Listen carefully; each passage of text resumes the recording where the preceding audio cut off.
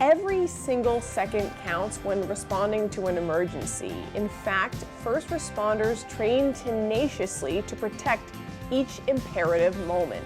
Moments that could make the difference between life and death.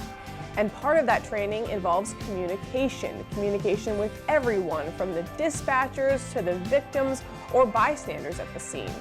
Now, Deaf Independent Living Association, or DELA, will soon help with that training, and we would like to welcome everybody here today. We have Mike Perky, who is the executive director. We also have Samaj Wright, who is already busy because he is the director of interpreting, as well as Ashley Bowser, who is the director of residential services. So I'm thrilled to have you guys here today, and I'm thrilled to talk about, what you guys are doing with this training. So first, can you give us kind of an overview of Deaf Independent Living Association, or DELA?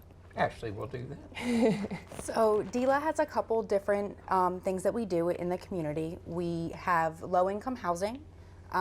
We also have interpreting services, and then we provide supports for individuals who receive DDA funding, both in the community and in a residential setting.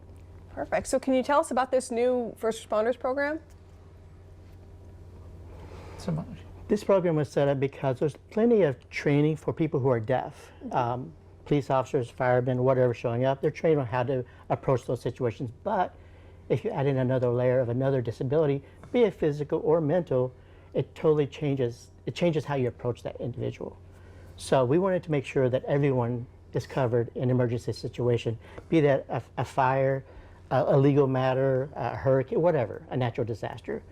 So we've been tasked to do this all-day training for first responders to make sure that everyone is safe, including the people who respond, on how to approach someone. Right, and so what will they learn through this program? They will learn different aspects, different disabilities tied in with deafness, and how to approach them. We have different videos that we've set up, different interviews that we've done with people who themselves are disabled with deafness, on how they prefer to be approached.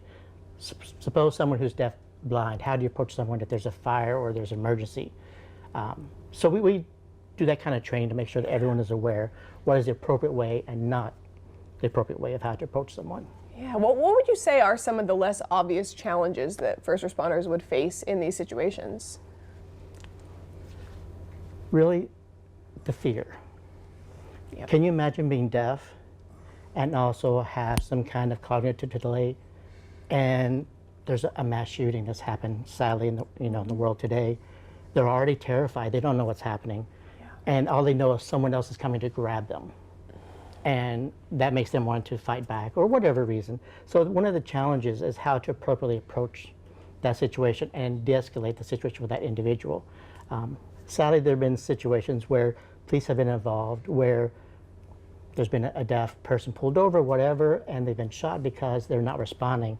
Police think that they're doing whatever. Yeah. So we want to make sure the training does include that. And we will be providing different papers, items that they can use, technology that they can use to better improve their interactions. Yeah, what kind of technology? Technology like the simple thing, paper. Paper that's laminated that has all the alphabet, phone number, or numbers that they can call. Part of it's a whiteboard where they can write. The simplest technology, all the way up to including different apps that we can use to communicate. As simple as texting, using your note on your phone so you can text back and forth, depending on the situation, of course, and the safety of the environment. This is just amazing, and it sounds like it's going to make such a difference, Mike, and you must just be so happy to be able to offer this and be such an integral part of the community in this way. Yeah, we were contacted by the Maryland Department of Disabilities to create this training, and they gave us a grant to do that last year. It's taken a whole lot longer than I thought, but Samaj and his team have done just an amazing job with trying to get this out to the public. So we're in the final stages of getting the editing done and matching voices to captions and things like that. It's very detailed. But yeah, it's just an exciting process that we're going through. So we're going to run a beta test on it with a local group, and then we will be opening up to all the different first responder agencies around us. Wow, awesome. Well, thank you guys so much for coming today. I do want to ask Samaj, how long have you been interpreting for? You're very good at it. I've been interpreting professionally since 1990, so about 33 years. Wow. You've been working hard today. I love it.